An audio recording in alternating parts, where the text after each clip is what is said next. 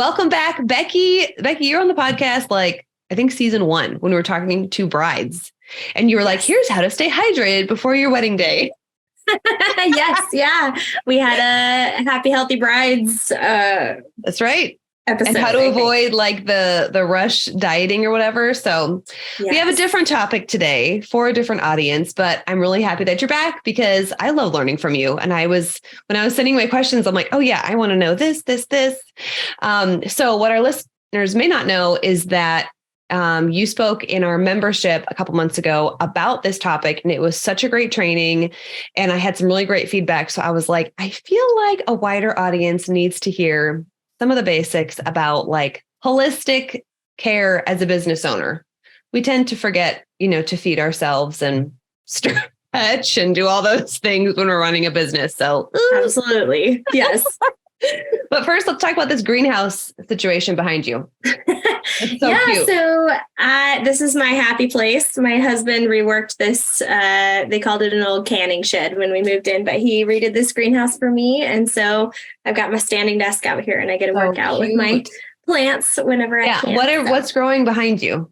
So I actually planted my big veggie garden last week. And so these are the leftover tomato plants that didn't have room for the veggie garden. They're huge. Yeah, I've sold a few of them, and then I'm kind of saving a few in case any of mine out in the garden don't make it. I can replace them. But yeah, that's what's left. So when did you start growing them from seed? Like what time? I've been growing. Not like how many years have I been doing this, but like when did I put them in? I think I usually put them in March. Wow. Oh my goodness. Yeah, they are huge. Yeah, they're pretty happy. So then in your lifetime, how long have you been like planting stuff from seed? Well, so my family's had a veggie garden my entire life. So I participated in that, but was not very involved. Like I would put seeds in the ground and that was about it when I was a kid. So as an adult, planting my own gardens, I've been growing from seed for about 6 years. And then in the last 2 years, I started saving seeds. So I actually don't even have to buy them anymore, which is really magic. And that is very cool. Yeah. Yeah. Oh my goodness. So there's no veggie garden in the Bozeman backyard this year because I spent all my money on like shrubs and like landscape and stuff. And I'm like, oh my gosh, this is how you lose money, people. You buy plants. So I know this is one thing where I love whole foods, homegrown foods, all that. But having a garden is not usually cheaper than buying produce. But all that water. Oh my goodness. I've been on a mission to make it be so for a while. So I started saving seeds. And this year we only bought basically 3 or 4 packets of seeds for root veggies and then a yard of compost. And I sold enough plants to cover everything we spent on the garden this year. So everything we get congratulations. So I'm very pleased with that. Wow. That is so exciting. Yes. So we'll have to have like another non-recorded. We can chat about this the whole episode. We should get back to business.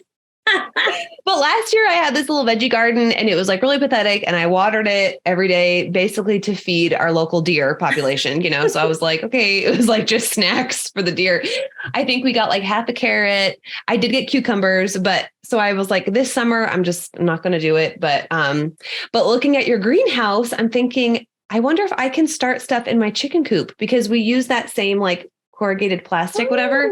So if I have something high enough that the chickens can't get to, okay. Yeah. Well, as the girls can't get it. Yeah. That's right. Okay. Well, let's get back to business, shall we? So let's. So in addition to being like a master gardener, tell us about your nutrition and fitness biz and who you serve and who you love to help and why you love to do it and all that stuff. Absolutely. So I'm a functional dietitian and exercise physiologist, which basically means, as far as I apply it to my clients, I help people who are really stuck and frustrated with health or weight struggles to break through and feel better. I'm fully virtual now, so I serve clients all over the US with everything from master classes to self-study courses, one-to-one coaching, functional lab testing. We do gut health and hormone health testing and nutritional health testing. To kind of, we start from the foundation of, is your body functioning right? And then we build on top of that, what's a healthy life tailored to you, that's sustainable and works for you look like. So from start to finish, that's what I do with my clients. And then I also speak at workplaces and conferences and churches to help organizations support their people, largely by countering diet culture and TikTok science with realistic evidence-based information. Well, I love it. I love it. And like, I kind of mentioned this when we first got on the call, but like, most of our listeners, especially now, we're like in the middle of our busy season. And the last thing that we're thinking about is taking care of ourselves. So oftentimes like the food prep, or even paying attention to like what our bodies are feeling when we're working, that kind of just gets like put to the side. And then, weeks later, you're like, oh my goodness, yeah, my shoulder is bothering me. So I'm really excited to kind of pick your brain about how to be in tune to those like little decisions that we can make early on, or like what we can be aware of from the start to avoid, something more drastic happening, or like business threatening. And it's kind of cool that like our listeners could potentially work with you. So if they like what you're teaching, we'll have those links in the show notes too, so they can get there. And I think it's amazing that you can do like gut testing or whatever you said. Yeah. With your like virtual clients. That's amazing. It's truly magic. The more I've gotten into the functional testing and lab testing and all that, the more I feel like one of those kind of tinfoil hat people that's like, everything is connected, but it really is.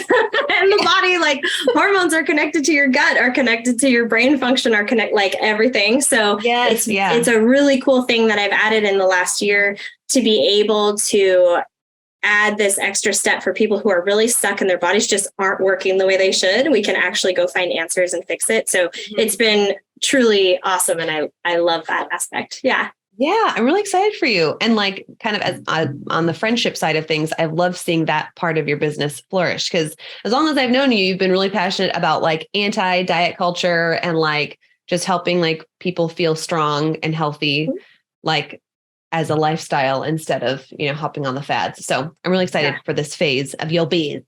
Thank you. Okay. So I know this is a really vague question, but can you talk about common habits that can lead to like work-related injuries?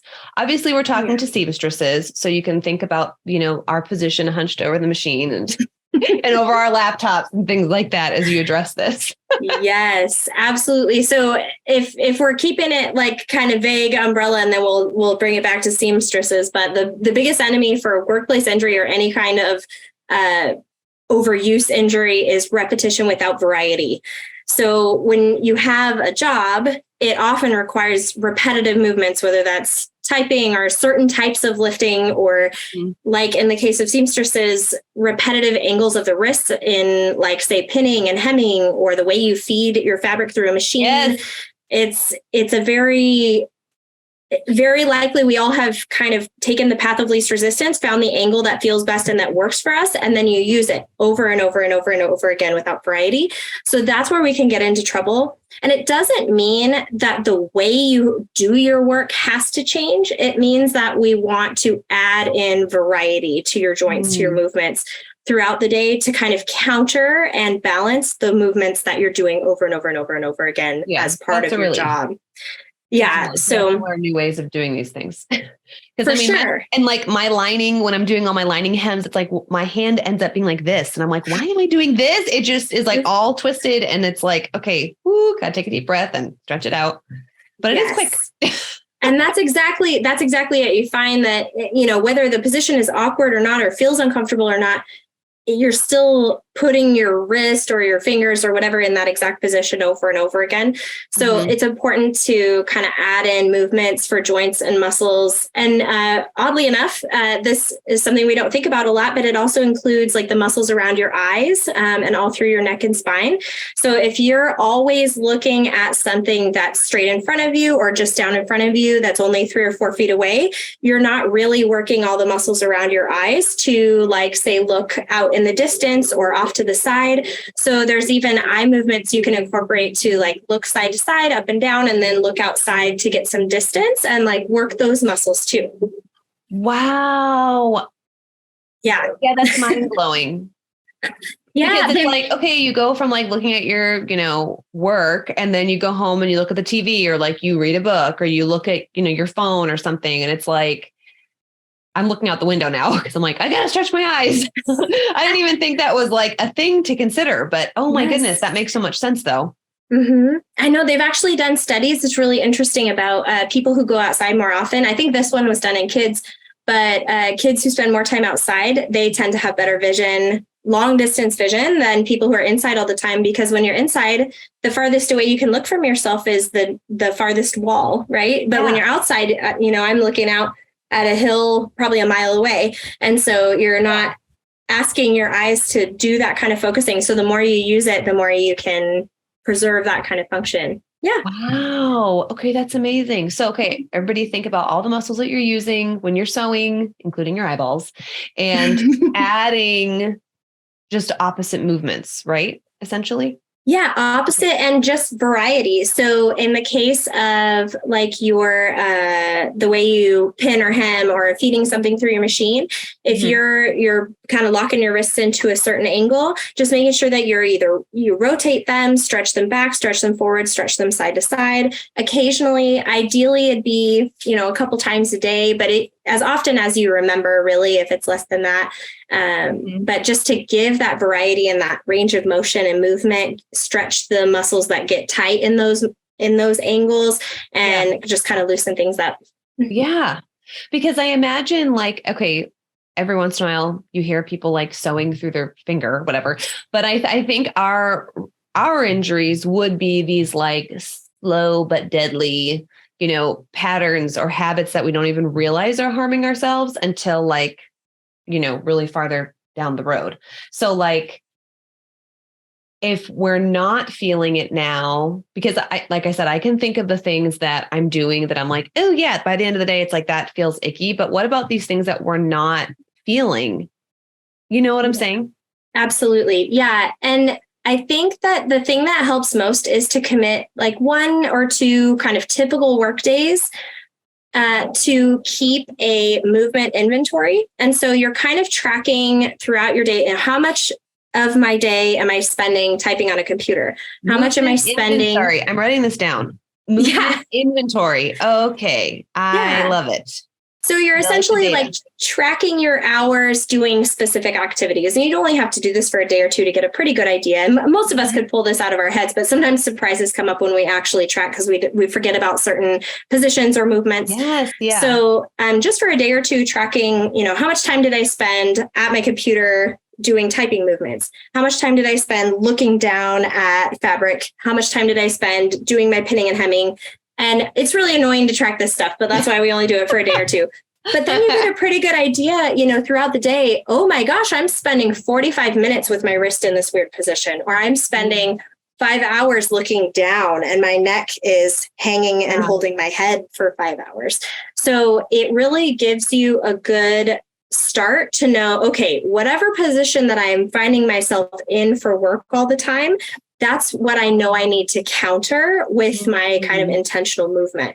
So when you find that your wrist is locked a certain way, or you're always looking at things 3 or 5 feet from you, or if your wrists are always bent backwards, or whatever that looks like, you can counter repetition with variety for your joints and muscles. So if you're often having your wrist kind of flexed and bent to feed through a machine, for example, you could probably really benefit from a gentle wrist extension where you just straighten your arm out and flex your fingers back with your other hand. And even better, if you get a resistance band looped around that and work some strength in, you'd be doing even better to counter that movement with muscle strength too. Yeah. So, but that's where, even if something's not bothering you, you can look at your inventory and be like, I spend a lot of time in this position for my neck or my eyes or my wrists or whatever it is. And here's what I can do to counter that a couple times a day and prevent it. Yeah. Because, I think about like our younger generation of seamstresses that are coming in, and it's like, they could sew all day, all night and like not feel anything, you know what I'm saying? And it's like, but then years down the road, that's kind of what I'm feeling nervous about too. And I'm starting to feel it more, like my neck, definitely, because then I realized that my head just naturally is like always forward. And so it's like, oh God. So I'm trying to like hold it back. And then my chiropractor told me when I was driving to actually have my head on the headrest. Yes. And that is like so far back. I'm like, oh my goodness. So if that is like so foreign feeling to me, then that means something's wrong. So yeah, that is my little contribution to the conversation. Keep your head on the headrest as you drive. Yes. And even better. So so we're talking about positioning and stretching, like I talked about with the wrists, even better to strengthen in the proper position. So a headrest exercise, you can actually push your head backwards into your headrest, and you'll start working the opposite muscles of your neck than the ones that hang. So it'll be easier to hold your head in proper position when you strengthen those muscles. I just don't want to look at myself when I'm doing it. So I'm like, oh, there goes my chin. Yes, this is why we do this in the car by ourselves. Just press in for 10 seconds and relax and then repeat. Chins, can you count as you're doing this? Okay, perfect. We have some like good, like literally physical exercises to do. But like thinking about, our whole business, like the holistic approach, what are other habits that come into play beyond like the physical stretching or like being aware of what movements we're doing? Absolutely. So you had touched on it earlier. I think this is true of most people, and especially entrepreneurs, and especially anybody who's working with their hands on a project. It's too easy to get deep into our work and completely ignore any signals from our body that, hey, I have a need. I need something addressed. Yeah. So often, especially if you're somebody who finds yourself just like, you're in the work and then you look up and suddenly it's 3 hours later, you haven't eaten, you haven't drank anything, you haven't peed, and your neck hurts because you've just been doing it for so long. What often works just to kind of get started is to set a timer for every so often. I like to do once an hour, but if you can do, every couple hours or every 3 hours or whatever works for your schedule, to do a mind body check. So that would be just an alarm that gets you like, oh, hey, it's time to come up for air for a second. Take 2 or 3 deep breaths and just check in. Is my body telling me anything? And almost guaranteed, if it's been an hour or two, you need something to drink. Yeah. You might need a snack. Some things my body has told me after a day. Yes. And you probably could use some getting up, moving around, and some variety movements like we've been talking about. So I really like this idea of mind body checks, or building into your schedule in between appointments or between, every so often during a sewing day, for example. Yeah. Hey, I'm going to get up every 50 minutes or every hour or every 2 hours, and I'm going to do 10 minutes of taking care of whatever my body's needs are. I'm going to go to the bathroom, I'm going to get a snack, I'm going to get a drink, and I'm going to do some good counter movements to the work that I'm doing. And actually, research shows us that you're far more productive when you do take a little break every hour or so. It's actually 45 minutes they recommend to be most productive. That is so counterintuitive, because I'm like, no breaks, keep going. You know what I mean? Like those are the things that I tell myself, like, just finish this one thing, just finish this one thing. And it's like, then before I know it, it's like 4 hours in, and then at the end of the 4 hours, my brain is not all there. I'm totally like not making smart decisions at that point. So my inner voice is definitely like this like slave driver, like, what I mean? To keep going. So the fact that we're more productive during the breaks is like, oh, I wouldn't have guessed that. Yeah. Yeah. Taking breaks throughout your day helps your brain to be more locked into a project. Actually, it seems backwards, but when your brain is fueled, and we dove into this pretty well in the training that we did earlier, but fueling your body, fueling your brain regularly, like your brain is your number one user of blood sugar. So if you're going way long without giving your body fuel, you can't use your brain properly. You can't even access all the parts of your brain and cognitive thought. So, and that's why we get, distracted and irritable once we are hangry. It's so true. And I know, like, towards the end of my day, like my 4 o'clock appointments, I feel like get the brunt of this, because that's kind of like after lunch. And that's kind of when things are like, I'm like finishing up before I go home. And that's when I can't keep the conversation and take notes at the same time. At the beginning of the day, it's like, I could like pin, I could take notes. I'm talking to them, I'm making sense. And then at the end of the day, I'm like, I just need a minute to write this down. And like, I can't do two things. Yes. And then like, I know that's when, oh man, I should have eaten, because then that poor bride doesn't get a great experience, because she's like, wow, what is wrong with this chick? She can't stay focused, but like, so I am trying to get better at, I think, my sewing days when I work alone, it's easier for me to be like, okay, I'm going to walk around, or I've been even trying to like take laps around my shop, like around the block or something, just to move. But I think when I have fittings, like I have these brides back to back. And so if I do have a break, I just want to like sit, or I want to like scroll on my phone, or just do something. And I'm not thinking like, oh, this is when I should get a couple ounces of water in, or I should snack. And I don't plan on like eating as much as I should. So, and it's so funny, in our like membership chat, there was a woman who, she's like, wow, I just had her season's picking up a little bit later than us because of where she lives. And so she has a later wedding season. So she was like, this was my first day of full fittings, like, and I'm exhausted. And we all were like, yeah, us too. We just are, when you're like with people and you're on, that is, I feel like when you use so much more energy too, because you're like thinking of the project itself. You got to be nice to the client. You're trying to like, your face is on, and all the energy that goes into that. But in the back of my mind, I think, oh, well, I'm not really working. I'm just kind of like with my client. So I don't think about fueling myself for that. You know what I'm saying? Mm-hmm. Oh, yeah. Weird. Now that I say it out loud, I'm like, yeah, I'm working hard. Like, yes, I should be eating, but yeah, I haven't been, that hasn't been my habit. So taking notes, and I'm going to be switching some things up. Ooh. And that's such a good point you made too. Like on the days where you're more social with your clients and you're having to be professional and put on your professional face. We all know about that. And also do your deep critical thought and think about the project and the numbers and all that stuff too. The break, often we want to counter. I mean, this is a little less literal than we were talking about with physical movements. But if you're thinking about, okay, I spent this much time having my brain fully activated, because if you're really thinking about the areas of your brain, you're having, when you're with a client, to regulate your own emotions, you're having to think critically about the product. Yeah, let's talk on that one for a little bit. Yeah, we can talk about that. Your emotions, your facial expressions, yes. Your tone, some more than others. Yeah. You're thinking creatively. You're also thinking logically, because you physically have to put this project together. So you're using nearly every part of the human brain for the entire time you're with your client.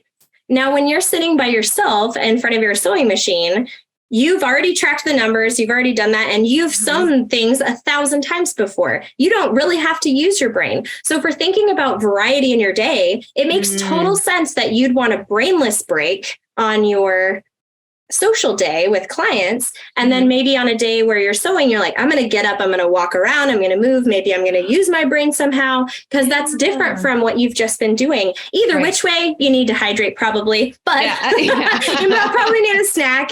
But yeah, absolutely. You're fueling so much more, and you're using so much more on a client day than you are just on a sewing day, because that's a lot less brain work for you, because you've practiced it so much. Yes. Okay. That makes so much sense. Wow. It's just so funny. All these things I don't really think about until, And okay, I did do something very basic last night. It was very basic of me, but I did order a Stanley. Yes. Hey, girl, I'm all about an awesome water bottle. I got this Magic Fellow a month or 2 months ago, and it's glass. Yes. And it has like the cute, nerdy little like 8 a.m. get started, 9 a.m. remember your goal. Cute. Blah, blah, blah. Yes.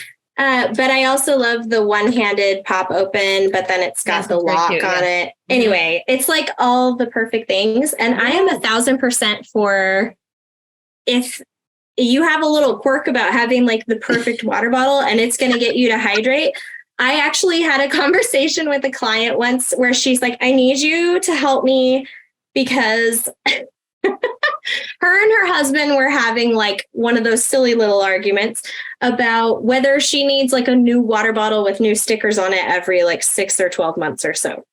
And she's like, And she was like, he says it's wasteful, but like, it really helps me hydrate because I enjoy it, blah, blah, blah. And so I was like, oh, buddy, I don't want to get in the middle of this couple's like argument. But I said, okay, listen. She wants to go to her husband and be like, Becki says I need a new water bottle every 6 months and new stickers. The sticker comment was my favorite. With new stickers on it. And I said, listen, it's wasteful. If you can find somewhere for that old water bottle to go that somebody can use it, even better. But at the same time, if you're just talking about finances, I said, well, how much does your water bottle with all the stickers on it cost you? And I think, gosh, I don't remember the number. It worked out to was $5 per month for the time she had it. I said, okay, so basically, are you willing to pay a $5 a month membership to hydration? And she was like, yeah. Exactly. No brainer. And so it's like, well, because this is the one body you get, whatever it takes, to make it happen. Exactly. Especially Duran, something simple whatever like it that. takes. He was giving me a hard time last night. I was with a couple friends and I was definitely like, they talked me into, they didn't talk me into it. It's not like they twisted my arm, but they were talking about theirs. And I was like, I do think that I need one. And it has like the handle. Yes. Yes. I was totally influenced. Cause I have a water bottle, but it's like, I can't even get my whole hand around it. Cause it's like so wide, and it's like, but this one has like the handle, then it has the straw, and then it fits in the cup holder. And I got rose quartz. So obviously it's going to like match my shop. So no stickers on that one, but Duran's like, you are so basic. And I was like, okay. But he just bought a new like air fryer or something, like an outdoor air fryer. I was like, you get your toy, I get mine. There you go. And everybody's healthy and we love it. Exactly. You can fry food, I can drink water, and we're fine. Yes. And do you have to? No, but if you can and it helps you hydrate, why the heck not? Yes, exactly. Yes. So that is so funny. That sticker conversation is really funny. Yeah, whatever it takes. And also like the little snacks at work and things like that. Like, I know now to get things that I know I'm going to eat instead of like, oh, I'm going to get like the healthy snacks, but I know that I don't eat walnuts. So like, why do I still buy walnuts for myself? They're just going to sit at my shop because I'm like, ew. So now I'm trying to buy snacks that I actually will want to eat when I'm tired or getting hangry or whatever. So these are all like great ideas and I'm super inspired and I'm sure listeners are too, but there's going to come a day like maybe a month from now or 2 months where it's like, oh wait, what were my health goals again? So how do people actually follow through with these things? Like you work with clients all the time who are like, let's set goals. And I know, they have you as their coach, so you're probably checking in regularly, but like, how do we keep the motivation going? Yes. And I think the first thing, just to call out the elephant in the room, is to acknowledge that motivation fluctuates and we don't necessarily have full control over that. Like it's going to be there more sometimes and less other times. And that's just a fact. But the number one best recommendation I have is to have goals outside of the scale, number one, because the scale is we like to pretend that weight goals, that it's just about how much you eat and how much you move, but that's the biggest farce in the world. And I could talk about that for years and have, but I'll brush past it just to say, have goals outside of the scale and even outside of your health, because you only have so much control over those things. And if you set yourself up with a goal that you don't necessarily have 100% control over, you could be really discouraged if you're doing all the things and then the outcome is not what you hoped for. Yeah. Even if you aced your nutrition and fitness and ate all the vegetables and drank all the water and did all the exercise, and then maybe your body doesn't respond at the speed that you hope it will or in the way that you anticipate. Yeah. So, I really encourage my clients alongside, you can have health goals or scale goals or whatever, but we don't put deadlines on those because you don't have control over them 100%. And then I also encourage them to have what I call achievement goals or experience goals. So in the case of like an achievement goal would be, I want to do my first pull-up. I want to climb Mount Eleanor. I want to complete a Spartan race, whatever that is, something that you can't currently do, but you will be able to do listed, but with training. Exactly. And so it keeps you motivated because there's something you're working towards. And usually those things are things that you, not so much with pull-ups, but like a hike or a run or whatever, there's a date on it. There is a deadline. And so you want to be able to do that thing by the time you get there. Choose the thing that you actually care about. If you choose something you don't care about, you still won't be motivated. Yeah, that's a really good point too. Yeah. Choose something you really actually want to do, and you're training for that. And at the same time, you're getting health benefits and everything else on the side. But those are the things that keep us going, and you can continue to change. Like I had a client just recently who has been, before she came to me, she was doing a lot of weight loss. We transitioned her to some strength training to kind of keep that weight loss going. She's been doing great, but she's like, man, the scale isn't moving. So, and we're not expecting it to, because she's kind of at maintenance at this point. But she's like, I don't get like a feedback or like a win, maintenance is different. And she's totally right. And so I say, well, yeah, you need an achievement goal. So she's like, those women or people who like pull trucks, I want to pull a truck. And I was like, heck yeah. So I hooked her up with a local strongman coach, and she's training to pull a truck. So wow, those are the things where it's like, I just want to see if I can. Yeah. And you really can if you train. So it's something that keeps you going, and it builds so much confidence. And those things are wins, especially if you have like a lot of weight to lose or a long way to go on a health goal. Or you're just maintenance. You're like, I'm trying to stay healthy. I'm not like trying to get anywhere necessarily. They give you something new every few months to aim for, to train for. It changes things up and it keeps things exciting. And then experience goals are like things, and this comes into play more often with my clients who are limited by pain or by weight or by disease or something like that. But things that they want to experience that they can't experience where they're at right now. So that might be a lot of my bariatric clients that I work with are wanting to ride an airplane and take just one seat and not use a seatbelt extender. I had one gal who wanted to shave her own legs because she hadn't been able to shave her own legs in years. Or I want to be able to play with my grandkids for 30 minutes without having to sit down. So those kind of experiences, one gal wanted to ride a horse again, that she hadn't ridden horses in years. And so she wanted to get to that point. So those kind of things are so motivating because they're truly what people care about. And they'll keep you going, and you can continue to progress towards those even when your body doesn't do these numerical things you want. Right. No, I totally get that. And even like I wanted to have a willingness and an excitement to make dinner after work, which I haven't had that. I don't know when. And I remember years ago when I would enjoy cooking dinner and like, oh, here's a new recipe. And both my sisters and my mom, like they cook, like they like, I don't know. And whatever. I like lost that excitement, but I'm like, well, cause it's like, I come home at the end of the day and it's like, I don't want to do anything. And so that was kind of my, I guess, experience goal or whatever motivator was like, I want to come home and not be dead. I want to be like, oh, I'm going to make dinner. And then I want to go for a walk and still enjoy life when I come home instead of like working and then being done. You know what I'm saying? Life outside of work. Absolutely. Yes. Yeah. And so like, I'd feel that in the weekends, but I was like, how do you come home from work and then still have energy? And it's like, oh, because you need to eat during the day. That was a big thing for me. Like I just, the basics, people.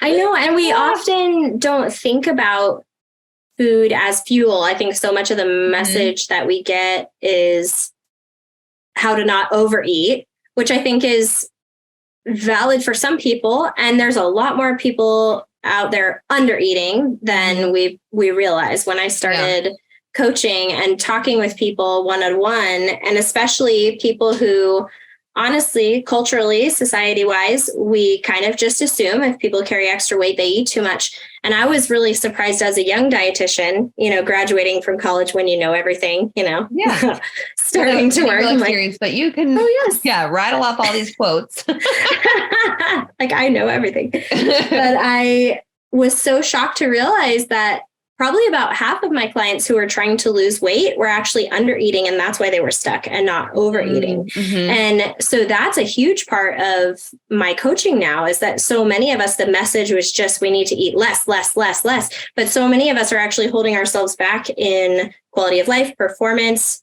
thought, physical movement, weight loss, metabolism, all kinds of things, because we're just underfueling your body. You know, you put half the gas in the gas tank, you only get half a gas tank's worth of movement, you know? Yeah. So it's it's so important when you're fueled properly, the difference in how you feel. Yes. Yeah. And how well you can do your job even. It's just, like I said, it's pretty basic once you spell it out, but like not when you're in the middle of it and you have all these other distractions. And then you're like, why am I so exhausted and cranky when I come home? It's like, oh, yeah. Because it's not like working is anything new for human beings. Like we were made to work, but it's like also, you know, here's how you do it and live. Yes. Balance breaks, listening to your body, and rest. Absolutely. Yeah. So I'm like, most of our listeners, I know not all of them, but I think a big majority, we work alone. And, you know, unless we're with clients, the work that we're doing is by ourselves. We have our own workspace that's by ourselves that we can design, you know, to reflect our own habits and movement and stuff. So how can, and I bring this up because I came from teaching where it was more like communal. So how does working alone affect these type of topics, like for better or for worse? You know what I'm saying? Like when I was a teacher, it was like, okay, you have your lunch break. So it's like we met in the lunchroom and it's like we all ate together, or like you would have, you know, your planning period. And that's when I would like go walk around. You should be working, but I would go like walk around the school and like talk to my friends, or like, you know, go meet with the teachers, whatever. And then we like have a snack or something, or I'd get a Starbucks or something. And so it was definitely more like the eating and the drinking and the socializing was part of it. And so I know some of our listeners too come from a job that's more social, and then they've started their own business and it's like, oh, I'm so excited to work by myself, but there are pros and cons to that too. So does that make sense? What am I asking? Absolutely. Yeah. And I've done the same thing. So I came from a clinic where I was in with the doctors and the nurses and the case managers and everybody. And then I left to start a private practice. So now I'm doing this solo thing. And there's definitely pros and there's definitely cons. So the pros being, you have, like you were mentioning, all this freedom and flexibility to design your own schedule and space. And depending on how your schedule is set up and how your space is set up, you have all kinds of ability to sneak in activity and things that might be kind of weird in a communal setting. Like, I'll give you an example. So when I was in the clinic, I was trying to figure out how to like sneak movement in because, and this goes back to kind of what you were saying, when you're working all day and you come home and you're just like done, I could not manage to get workouts in outside, like before work or after work. It just wasn't happening. I just didn't have it in the evenings. I was done in the mornings, like getting up early, like it wasn't happening. I was so frustrated. So I'm like, I got to fit this in during the day. So what I did at the clinic, for example, there was, I would go for a walk on my lunch break. There was a local place to walk. But then every time I went to the bathroom, we had like a single stall, like a single cubicle bathroom or whatever. So I would do 10 squats and some stretches every time I went to the restroom, because it was the only place that it was like, nobody's going to see me. It's not going to be weird.